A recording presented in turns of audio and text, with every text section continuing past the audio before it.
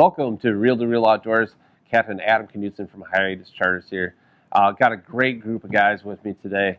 Can't wait to introduce you to them and get talking about these topics. But first, we got to give a shout out to our sponsors, Captain Chuck's 2 here in Ludington, Michigan, and Ludington Beverage. All right, let's bring the guys in and get the show on the road. Captain Chris from Dark Blue Charters up in Manistee, Michigan, but I think most people would recognize me from my YouTube channel, Tangle Tackle Fishing. I'm Captain Micah Schmidt, Hiatus Charters, Ludington, Michigan. Captain George Freeman, Freestyle Charters, Ludington, Michigan. All right, once again, welcome to Reel Outdoors Captain's Roundtable. Today we're going to talk about spring and early summer lake trout fishing. We have some phenomenal fishing here in Ludington area as well as Manistee, and we're just going to share some tips and tricks and maybe a few baits that we use, and I'll get some notes out here and my tournament winners. No, sitting here with you guys, I'll be doing the same thing. So Chris is going to kick us off. Yeah, so I'm going to talk about early spring fishing, like just ice off, and we're all jonesing to get out there. Just can't wait to get on the water. So typically that time of the year, as you guys all know, the fish are in close to shore. They're chasing bait around. The brown trout are in there, lake trout are in there. Get a few coho in there as well. Water hasn't set up yet, so we're looking at suspended fish. Typically, lake trout will be somewhere in that 20 to maybe 30-foot range, sometimes in a little closer, sometimes out a little bit deeper. So what I'm doing to target those areas are mostly spoons and body baits. And that's what I brought here today, some of my favorite lake trout spoons. We're running everything flat lines, just straight mono off a board to 1 colors, 2 colors, 3 colors, 4 colors, 5 colors. Maybe 100 copper, 150 copper. We're just going to try to target all those depths up in there by where the sand dunes, or not sand dunes, but the what am I looking for? What's sandbars. Thank you, sandbars. Sand dunes is the only thing I can get out of my mouth there for a second. Yeah, so we're rolling inside and outside those sandbars. Trolling speeds anywhere from 2.0 up to 2.5. As you're cutting through those sandbars, making your turns, you're speeding up your boards anyway, inside to outside. Your outside board's going to be kicking a little faster. Inside board's going to be slowing down. So your speed's going to vary quite a bit. But some of my favorite baits that I'll run there in the springtime, you can't go wrong with Spotted Magic Man. We all know that one. It's put tons of fish in the boat for us. I like a lot of gold backs also in the springtime. You get a little dirtier water some places, especially around the pier heads. I like gold. When you get in that dirty water, I think it picks up the light a little bit better. Fish seem to agree with me at times. One of my all-time favorite spring coho bait, or just any spring bait, the green frog with the glow. It's got the white belly. It's got to have the white belly. If it doesn't have the white belly, I won't even put it on the line. But that glow frog has put tons of fish in the boat for us. All-time favorite, the blue dolphin. That's the modified or the frozen blue dolphin. But any blue dolphin or its variations is always good that time of the year. What's that? What is that? You guys know this one? The Rasta Goose. This thing, it came out 2-3 years ago? Yeah. And that thing has been on fire ever since for us. And George ties them permanently on. They just don't come off? Yeah, there's no snap swivel. Gotcha. Yeah, and this one's got the gold back as well. Again, I like putting some gold backs out there. I think the light picks it up better in that dirtier water. And then, what's the last one I got here? I think this is a green dolphin. Yep, green dolphin, blue dolphin. Again, those staples have been around for decades, if not longer. Since George was fishing long time. You probably invented this spoon, didn't you, George? No, I didn't. I can't take credit for it. I wish I could. Well, I know. It's such a good spoon. And then one other one I couldn't find to bring with me is the Buffalo Bill. Oh, we'll just put that right here. Oh, okay. We'll put it right Boom, there it is. Nice. Buffalo Bill, it's got that that orange back on it, and sometimes that thing is just unstoppable in the spring. So, yeah, that's really my spring, early spring before the water's set up, fish are in tight. That's the way I like to run stuff. Yeah, that's a little different than my program. I think I might have to try a couple of those. Oh, sure. Steal away. Sure. That's what I'm here to do too. I'll steal away also. Micah, you wanna? Yeah, so we're a similar story here. We're really excited to get started fishing as soon as we can get the boat in the water and get going. We like to use a lot of body baits, right off the start. And as soon as we kind of get fed up with the brown trout trolling, we just kind of beeline out to 30, 40 feet, and we start dropping dodgers and spin doctors right into the sand and start picking away at trout. pretty much that's kind of our start of our season. We'll mix in a few spoons, but I think the bulk of our damage, is right on the bottom. We slow down, 1.9, 2.0, even 1.7, to go a little slower depending on what they want that particular day. And then as we make our way from, May to June, we just kind of keep going deeper. And kind of, I would say the size of the spin doctors I like to use, they go from the 8-inch to the 10-inch, and then start dropping our divers out even further. And that's where it gets a little bit interesting as we make our way from June into July trout fishing. Yep. Yeah, for sure. So Micah and I fish together, so I'll go last here. We tend to fish together, but we fish very similarly. So, George, you want to give us some of your little secrets that you keep over there? Well, the last few years, I haven't started lake trout fishing. Really, I've kind of got my boat in the water late. It's been around the first week of May, so I've missed a lot of that early April and the spoon fishing when I've been combo lake trout, brown trout fishing. So when I start lake trout fishing, is kind of like what Micah was talking about. I'm usually in that 40 to 60 foot range out there, and those fish are typically in there eating gobies, and I keep a lot of my stuff like pretty much right down near the bottom. Now my lake trout stuff, I like to run a lot of spin doctors. This is one of my favorites right here. It's a lake trout candy. And it's got this whirligig on it. It's made by Dreamweaver. And this one is my absolute favorite. It's the chrome blue with the glow wings on it. And it's really effective. And I like to run the spin doctors. I used to fish a lot with cowbells or lake trolls, and I fished a lot with dodgers. I mean, there's the old staple was that tin can dodger with the spin and glow behind it. I mean, that was like the number one killer. But with these spin doctors, I can fish these, like my optimal is about 2-1 at the ball. So when I'm fishing that 2-1 at the ball, I can have some spoons out on my, I'll just, because, you might find some steelhead or even some spring kings or coho. So I'll have it spread up higher with, depending on the water temperature, maybe a flat line, maybe some 2, 3, 4 colors, 5 colors with the spoons. And I've found that with this running these spin doctors, the spoons are working great too. So, and, one thing about my divers, I fish probably, a 20 to 20 foot lead off my divers. And I'm digging those divers down on the bottom. Like my diver rods, that time of year, my diver rods are digging like this. Then you get the fish and, you see it. And it's a lot of fun fishing that way. Now, sometimes it's a real pain when you've got them down there on the bottom like that, when the green slime moves in a little bit later. So you got to keep popping those divers up and making sure they're clear.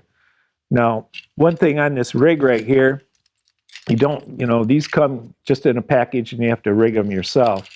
But I like to put a little bead in front of my whirligig here because it helps keep some of that Gunk from getting in that hole, and then the whirligig won't spin, and then you got a big mess. And also another thing with this whirligig, now there's a captain over on Lake Erie that's a great lake trout fisherman, Captain Pete Alex, and these whirligigs also have a scent chamber in them. They're hollow right here, and then there's holes in the back. So even if you don't put any scent in there, you got a little more, you got some bubbles coming out, a little more turbulence, and I think that helps. But a word of caution, the first time I tried to put scent in there, I put some, like a Q-tip, I put some cotton in there, and it ended up wrapping around this string right here, and boy, did I have a mess. And so the scent that I've found that works the best is that gel type scent, and you can just squirt it down in that cavity. And to be honestly truthful, I really haven't noticed much difference between using the scent or not using the scent, but if you can get a little edge, I try and do that. Well, that one probably has enough lake trout scent on it. You don't need to add any scent to it. Thing's got Yeah. teeth marks all over it. Yeah. So that's it. Yeah. Well, like I said, Mike and I fish together quite often, most of the time when we're out in the water. But we still do brown fish in the spring, and it's maddening sometimes. When the fishing's been tough for browns. But I will say, we used to just slide out a lot of times on our turns when we brown fish. We catch those lake trout in a little bit deeper water. But then, really, probably 3 or 4 years ago, we really started to basically just go out to 30, 40 foot and trout fish, and put everything in the mud. Bouncing bottoms. We usually using smaller cannonballs, which is like a 14 for us. But just getting that nice touch. I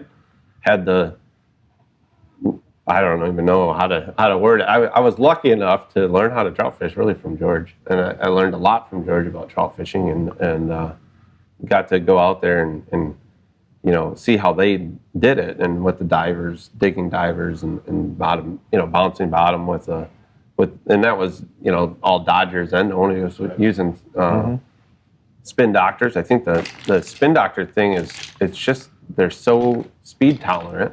You can go fast, you can go slow. You're still going to produce fish with a spin doctor. Where a Dodger, it's a little bit more. You have to commit to that slower speed, I think. There's like Captain Rich, and he adjusts his lengths on his downriggers to kind of accommodate a faster speed with a Dodger, and he does quite well doing that. We'll have to get him to come on here sometime and give us some of his little tricks and tips. But that lake trout fishery is pretty outstanding in the spring. It's a lot of fun. It's lighter tackle usually. It's a lot shallower. You're not bouncing in 100 foot, and it's pretty enjoyable. We still run a lot of long lines. We use a lot of yaks. Kind of talked about this before, but lightning spoon. We're usually always running a fireball of some sort. We do run a lot of SS spoons in the spring as well. We run some of those warriors and some small stingers, walleye size stuff, and we'll do all right on pretty much a combination of all that. But we run a lot of stick baits too, a lot of body baits, a lot of Rapalas, a lot of storms, and usually husky jerks, in a 12 and a 14, and then floaters in 11 and 13. And those are solid producers for us. And they do work out deeper for trout too when those trout come up off the bottom and suspend a little bit. Thin fins as well. Thin fins as well, yeah. We don't fish very many thin fins. We have some guys that fish with us that do. Mm-hmm. So I think it's kind of opening our eyes to it. Neither of us. There's days really I can't buy one on a body bait or like a Rapala, and I throw a thin fin out there and I can't keep them off it. Away they go. Yep, I just bought 15 of them the other day. Yeah, right from Captain Chuck. Custard painted from Doug, from Yak, and To back up just a second, you talked about who invented this right here. Actually, it was Captain Rich on the Fin Power Charters that came up with that. Presented it to Roger at Dreamweaver Lures, and away it went. The legend was made. Yeah. Yeah, and I'll even piggyback on something George was talking about, running stuff down in the dirt. I'll still do that up in tight, even when I'm up there fishing that 15 and 20 foot range. I'll put those divers right down, if not on bottom, near bottom, with spin doctors. And what you guys have all said is completely accurate. They're so speed tolerant that I can still, if my fish want 2.4 to 2.5 on the spoons, absolutely, those spin doctors are still down there doing the job. Where if you had a Dodger down there, that thing would be down there not doing what it's supposed to be doing, or cowbells, or cowbells, and you're probably not going to get a fish on that. Where you can target multi-species by running the spoons with the spin doctors. It just opens up everything so much more for you. The versatility of what you can do, different targets, things like that. Well, the same thing through the summer. We always have one, if not two, spin doctors on the bottom trying to catch trout while we're kingfishing. We're trying to keep our customers happy and keep the action going, and they work all summer. George, you're the lake trout guy at this table. You are Sometimes. the lake trout. Well, no, you are. Early in the spring, one thing I'm just going to bounce this off you, if you don't mind. What do you look for in temps, water temps? Well, I was thinking about that. I don't worry too much on the cold end of it. Just whatever cold water's there, I'm fishing it. But it's the more I worry about temperature is when it starts warming up. And, our prime fishing in Ludington seems to be, like we have a long stretch where we're fishing that 60 to 70 foot of water, in June there. And there's a lot of fish congregate in there because they're still in there eating the gobies. The water's not too warm for them because when the water gets warmer, they'll move out and they'll start eating alewives. But at that time, they're still in there eating those gobies and they'll move in. When that water temperature starts hitting about 49, 50, I'm still in there catching those fish. I'll still go in there. But when it gets much above 50, I've caught them 51, 52 when that bottom temperature is there, but that's about the ceiling where I want to go in there. When I see it much above 49 or 50, I hang there a little bit because, like I say, the gobies are there and the fish seem to still be there, but they're not in there as a concentration that they were. So I'll end up moving out deeper. And that 49 is about my cutoff point, but I'll still go in there and try it a little bit. But if I'm not getting them, I'm moving out to that colder water. Yeah, same for me, I'm sure. And I think that's a good point. We're that 50 degrees. We start seeing 50, 51 degrees. We're definitely not going to be fishing in that spot again, the next day or whatever, because we know that they're not going to be there. But, in the spring, before you get that thermocline set up and you have that temperature that's kind of all the same, the very similar temperature through the whole water column, during that time frame, so say, it's 46 degrees or 45 degrees or whatever it is, sometimes if you're not getting them in 60 foot or 50 foot, you can kind of move in. And maybe you'll get them in, or maybe they did go out. They're just kind of doing whatever. But like you said, once that temperature is too warm on that bottom, at 50 degree mark, you're gonna try to find colder water, which is generally going to be deeper. Deeper, correct. So I wouldn't be afraid earlier when the water's cold. I wouldn't be afraid to go in to look for fish, but yeah, definitely once that water starts warming, if you're looking for trout, they're going to be out deeper. Yeah, and on the tail end of that, also when the water flips. Oh, yeah. Yeah. When that water flips in July or August normally, sometime that time of the year, I'm not even looking out that 100, 120 foot range anymore. I'm starting to slide back in. Starting to slide into those shallower depths, starting to run more suspended baits. I'll still put a couple of the divers down on the bottom. I'll run a shoot rigger down there also, pretty close to the bottom, if not on it. But I'm starting to go back to those 10 colors, 5 colors, whatever depth I'm fishing that's going to suit. And I'm looking for those suspended lake trout. I find them there all the time. Water flips, they start coming in again. You can find them on those long lines. So just maybe a question for everybody, but in that springtime, are you running any flies with your whirly gigs or spinning gloves? Yeah. You mean on the back, on like the back a tail? side. Yep. Yeah, I'll have some. There's some like what's it called? I can't think of the name of the company right now that makes them, but it's like kind of like an Oceana fly. Mm-hmm. Oh yeah. And I'll take an Oceana fly and cut it, or use one of those teasers and put it on the back. And sometimes I'll use a pickled sunshine or a blue bubble, but I start out with these, and I'm using these, just the plain with the beads on them, and I have good success with them. Now, if somebody's out fishing me, and I'm not rigid. That's one thing I've learned about fishing. You don't want to be a rigid guy, and so if somebody else is doing better than me, and I figure everything else is equal, I'll put the flies on here. But you can see this is my favorite, and there's no fly on it. Yeah. Now, were you talking about lake trout rigs with with flies on them, or lake just trout, with lake trout rigs? Yeah. Okay. Oh yeah. There's times I run teasers. I'm more of a naked spin doctor, or spin and glow or whirly gig. I think mine are a lot like George's. I have 2 beads on the back, 1 bead up front. That's typically what I do. Yeah. But there's days like that KRW Wonder Bread, which has that really bright flash on the tail end. boy, you have to beat the fish off that thing some days. So yeah, if that's what they want that day, I'll throw 5 of them out there. Mm-hmm. Yeah. Okay, just morph to what they want. If they're telling you one thing, change to it. Exactly. I see. Yeah. Captain Micah's got the mixed veggie spin doctor, which is a pretty good early trout producer for us. So we fish a lot of those in May and June, and they're Yeah, this one. that came from Captain Glenn, I do believe. Yeah. But that's that's definitely one that produces for us. Until that water, I think once that thermocline starts to set up and you start to get that good separation, it seems like the water it doesn't work as well. But it definitely is a killer rig early in the season. So Yeah, I would say I don't use the flies on the back of my stuff until they go deep, and I'm talking 120, 150 foot, unless if, like George says, somebody calls and says, hey, we're getting them on this, or they have a hot rig, and I'm usually like, okay, that's great, you can try it on your side, I'm still going to use my stuff, but that's just kind of my feeling. I think it works a little bit better when fishing deeper.